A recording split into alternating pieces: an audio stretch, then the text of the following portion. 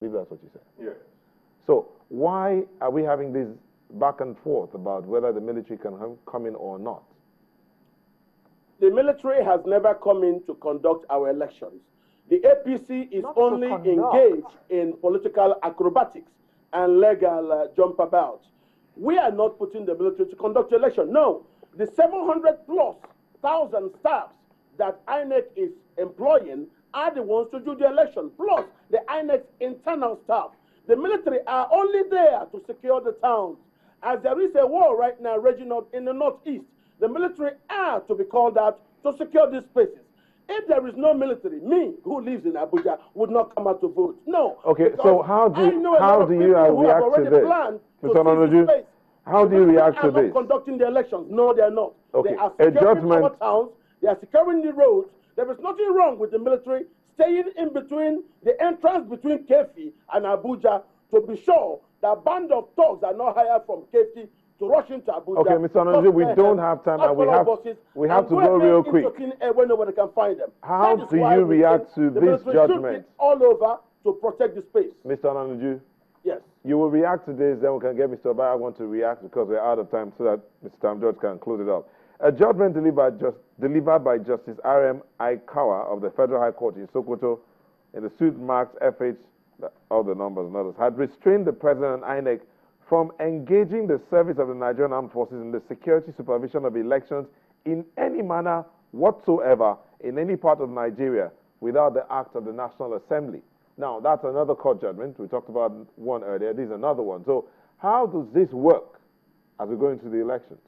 Good. In any manner, mark the word, in any manner. What the judgment says that the military should not be used for election. Nigeria has never used military for election. The military are not going to take over the judge or the work of the 700,000 ad hoc staff employed by INEC. No. The 700,000 ad hoc staff plus INEC's internal staff are the ones to run and conduct the election. Okay. The military are to do what they are doing currently because the country is in civil war. And there are politicians who are desperate to seize power through any means. All right. They thank you, Mr. Ononuju. And block the channel so that nobody... We'll come back to you for your last words, or maybe you should just take your last word now in 30 seconds, please. Your last word. My last word is we should allow an inclusive process where everybody, being a Nigerian, should be allowed to vote, not seeking legalistic terms like substantial compliance to say if only 3 people out of 10 people participate is enough. That's not enough because politicians being very desperate can instrument all sorts of fraudulent outcomes. We want all Nigerians to be in there. We want Nigerians to vote for Nigeria. We want the maximum inclusive participation in the election to occur. That's what we want. Thank you, Mr. Ononuju. Thank you for last words. Yeah, my 2 last words very briefly is to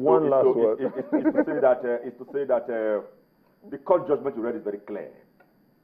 The military are not to be used in whatever manner for purpose of conducting elections. And even when the Inspector General of Police do call on them, it is not for purposes of going into the various polling units. It's only for purposes of protecting the territorial integrity of various states and Nigeria. And let me say, finally, that even this morning, I still saw that PDP and their presidential minders were still flying a kite with a bid to still test the waters as to the dethronement of Jega. Let me say finally that any attempt by the PDP or the presidential minders to ask Jega to go at this point in time will lead to a political jigida dance of contemptuous pigmentations. Okay. Dr. Tam George, your last words, please. Well, I will just support that, we do everything that we can. And by we, I mean not just the INEC, but the political parties, Nigerians who constitute the electorate, to make sure that we have a very credible, fair and transparent process. And I think that INEC, even now that we have 7 days to go for the elections to hold, should make sure it rises to its fullest responsibility, which is to make sure that 100% of PVCs are distributed. Whether people will collect it or not is not the issue. The most important thing is they have a constitutional responsibility to make sure there is utmost inclusiveness in the process. And I think that despite the fact that the political parties seem to have heated debates, these are the things that characterize our politics. And I think that the democratic tradition is beginning to deepen, and people should watch out and make sure that they make the right choices, not so much because of where the candidate comes from or what God he worships, but there are very key issues on a sector-by-sector basis that, animate the interest of voters. They should vote according to the issues that directly affect their lives. Thank you. Thank you. We've been looking at 7 days to the 2015 presidential elections. We've been talking with Mr. Patrick Obahiagbon, Chief of Staff to the Edo State Governor. Thank you. My pleasure. Dr. Austin Tam-George, Executive Director, Institute of Communication and Corporate Studies. Thanks for having me. And Dr. Kat Ononoju joined us from Abuja, an economist and visiting scholar, Heritage Center, Abuja. Thank you for coming.